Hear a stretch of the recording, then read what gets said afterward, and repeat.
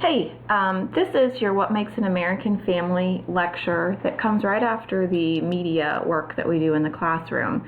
This is the one that is linked to 4 articles that are loaded in ReggieNet that you're supposed to read. One is the difference between being childless and child-free. One is about interracial relationships. Another one is about the differences in marrying in a social class outside of your own.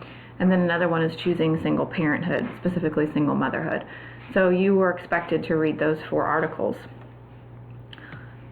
My computer hates me. There we go. So those are the names of the 4. Quite frankly, marrying across class lines and loving across racial divides are the most interesting articles, in my opinion. So a quick review of Bronfenbrenner's ecological model. You should have this beat into your brains by now, but I just wanted to go over it again to make sure that you see the importance of the time and place where you grow up, and how everything that you're around, the people you're around, and the things that they do, outside institutions, cultural norms, time period, etc., all play a role in making you the person that you are. And remember that this is going to evolve over time. If you looked at this today, you went back and did this exact same diagram for yourself in 20 years, it's obviously going to shift. So you can watch this video. It interviews people to see how they define American culture. And one of the biggest things that people always say is this term melting pot. So we usually have a conversation in class about, is America truly a melting pot? Are we like an ethnic stew where everybody kind of melts together? Some students say that we're more like a salad, where like the croutons and the tomatoes are kind of sitting on the top, but it's not actually like blending together. So kind of think about your beliefs about American society and different ethnicities being assimilated or not. So then we talk about immigration and what actually makes an American family, because you don't have to be born here, right, to be an American family, and everyone has their American dream. A lot of people come to America pursuing different things, and not everyone in our class was even born in the United States. So this is looking at immigration between 1994 and 2014, specifically the percentage of children first generation or second generation, and then the darker blues, the total, that were younger than 18 who were immigrants. So as you can see, we're seeing a lot of second generation. Living arrangements over the years, we know from going through decades and decades of families and different family types that we've seen a lot of changes. So this is looking at 1960, 1980, and then 2014. The data today would be pretty similar, I would say. This is coming from the Pew Research Center. But look at the difference in how many parents are residing together in their first marriage, how much that's went down.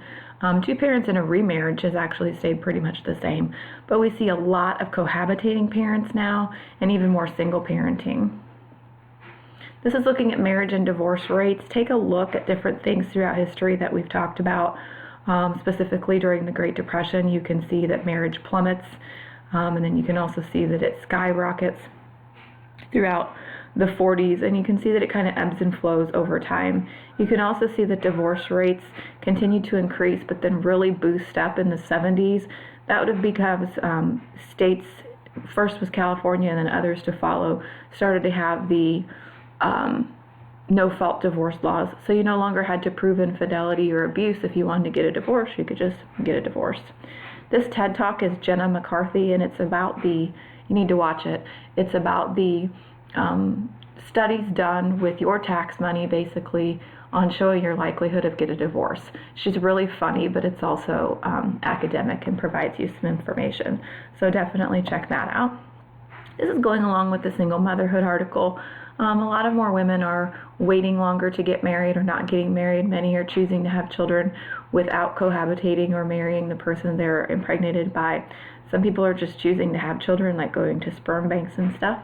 And then so the article kind of just goes through the differences in the women by race and ethnicity who are doing those things, the education that these women have, and how we've just kind of changed our mindset that it's okay for women to want to have children and also have a career.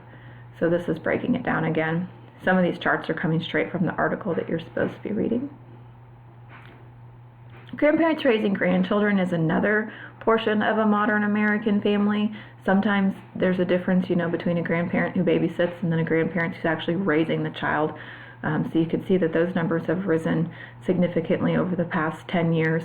A lot of this is attributed to parents who are unable to take care of their children for various reasons, such as incarceration, drug abuse, alcohol abuse, or some other type of substance abuse, working too much, or just not being able to provide for their kids. There's a lot of research that shows that grandparents taking care of grandkids is actually very healthy. The younger generations being influenced by an older generation is actually very good on both sides of the spectrum for everyone involved. It can also be very stressful if you're 65 years old and you think you're done raising kids, and then here comes, your 3, 4, and 5-year-old grandchildren. It can be very stressful financially, physically, psychologically. Childless versus child-free is another article you were supposed to read, so take a look at this video as well. Childless is going to be people who don't have children because they aren't able to for some reason or haven't been able to yet. Child-free are people that are choosing to not have kids. So we talk about in class whether or not there's a stigma attached to this in our society, if there's an expectation that says basically you're supposed to have kids, and if you're frowned upon basically for not. Sometimes when people choose to be child-free, others assume that that means that they don't like children, which isn't necessarily the case. So again, childless means that you don't have kids yet because of something, maybe you're having some problems getting pregnant. Child-free means you've made the choice consciously to not have children. And child-full, which is not discussed in the article, would actually be when you do have kids and they've pretty much taken over your life. Same-sex couples in the United States, we know that this is just pretty recent where all the states have enacted that it's legal for same-sex couples to be married. I've had a few individuals in same-sex marriages who said they're very interested in seeing what the divorce rates will be for same-sex couples within 20 or 30 years, considering they fought so hard to have the right to even legally be married. They're kind of curious what will come from that. So again, same-sex marriage in the United States is now legal in all 50 states. Looking at raising children in same-sex couples, the data pretty much says that these kids are doing great. They're doing just as well as children being raised in heterosexual homes. We have conversation about that in class too. Watch this video, link on your own. But basically, most of the time, kids being raised in these families are either the process of adoption or some type of surrogacy. So there was a process that families had to go through in order to get these children. They aren't typically the result of a one-night stand or a broken condom, which makes a difference sometimes in the family. Not throwing others under the bus, don't take that the wrong way, but they're more of a plan a lot of the times. Marrying Across Class Lines is an article that looks at the differences in social class. Most students don't even think about this, and then they read the article and they have an aha moment, like when they think about their parents' relationship or their grandparents, and the differences in what you bring to your marriage, your financial way of handling things, and also your parenting based on if you were raised in poverty or upper class or middle class. So we usually have a conversation about that. Loving Across Racial Divides looks at the differences in interracial marriages. This particular picture comes from that article, and I love it. One, because we're looking at an interracial couple, and we're also looking at a same-sex couple. And 50 years ago, you would not have seen this picture in a magazine article for sure. So it really talks about lots of things, but one of them that I home in on is a lot of times in interracial couples, depending on where you reside, one of the people in the relationship always feels somewhat left out or awkward. So you can read about that. This is the Lovings. If you've never heard of them, they were the landmark federal case that actually is allowing for interracial marriage to be legal in the United States. Their love story was wonderful. They had children. They fought like hell, pardon my French, for the right to be married and reside in their own state. And they won eventually. I believe they actually wrote a letter to Robert Kennedy, and he helped get their case all the way to the Supreme Court. Tragically, though, the husband was killed by a drunk driver, I believe 6 or 7 years after they won their case. And then this is looking at 50 years since the Loving case, the differences in interracial and interethnic marriages in the United States. For some reason, a lot of people, when they think of interracial marriage, conversations I have in classrooms seems to show that people see it as a black and white thing, which it's not. So you really need to realize that an interracial marriage is a combination of any race or ethnicity that are married. And again, data is only going to be collected on those who are married and those who are divorced. We don't really know how many people cohabitate and break up. So always take that into mind. In class, we would do an activity where you live on minimum wage, trying to figure out how to get you guys all of this fun stuff online without bogging you down too much. But if you live, let me show you this. This is what the government decides whether or not you're living in poverty. It's basically based on your income and then the number of people that you have in your house. So if you have 4 people in your house and you live on $24,000 a year, you are considered living in poverty. If you live on less than half of the numbers you see on the screen, then you're living in extreme poverty. So a few years ago, there were 13 million kids living in poverty in the United States. And then we had 6 million additional kids living in extreme poverty. So that's half the amount of the poverty rate.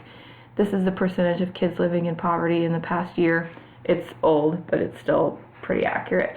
You can see that Illinois has a pretty high rate. This is people living in poverty between 1959 and 2017. These bars actually indicate when we were going through a recession. So you can see again, we really ebb and flow in our society with regards to poverty. This is the minimum wage thing. We know that over the years it's been increased, just went up again. So it's $9.25 now, and it's supposed to go up to $15 in increments over the next few years. And we've talked about this throughout the course already too. This is alarming though. You would need to work 81 hours a week in the state of Illinois in order to be able to afford rent for a 2-bedroom apartment. Again, that's 2 full-time jobs in order to be able to pay the rent in Illinois. And that's not even the worst. California is 130 hours a week. Alaska is 98. Hawaii is 175. So we are definitely not the worst. I do want to go back to